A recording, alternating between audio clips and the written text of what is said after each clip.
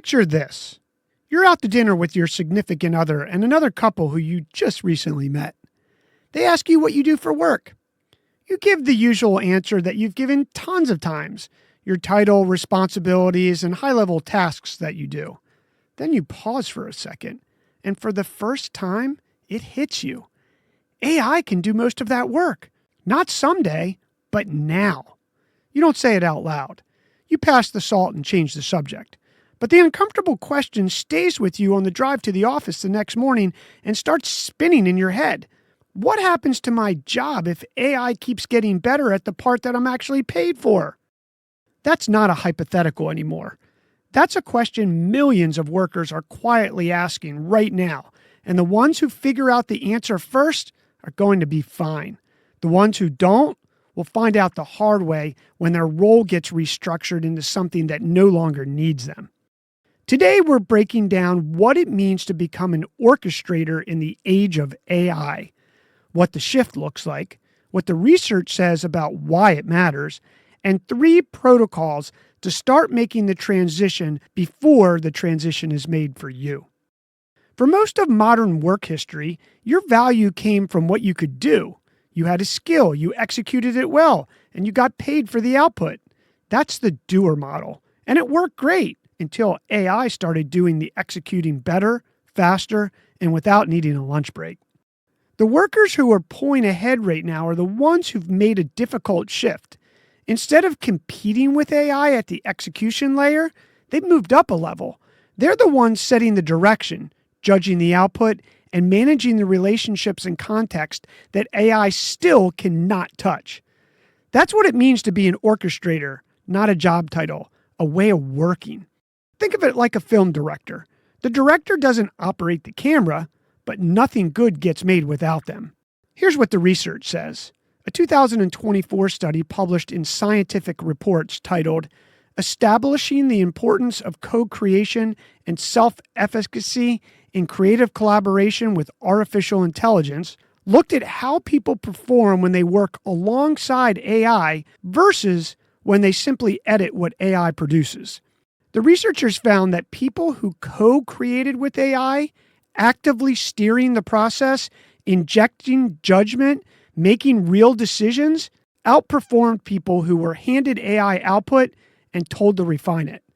The passive editor role actually hurt performance.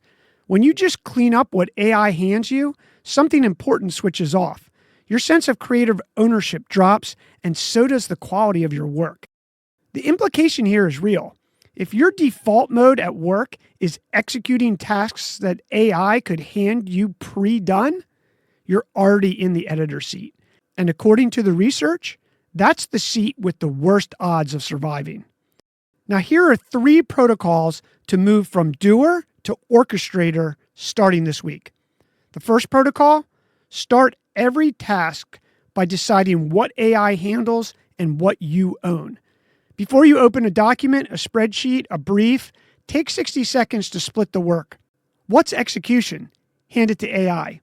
What requires judgment, context, or a relationship? That's yours.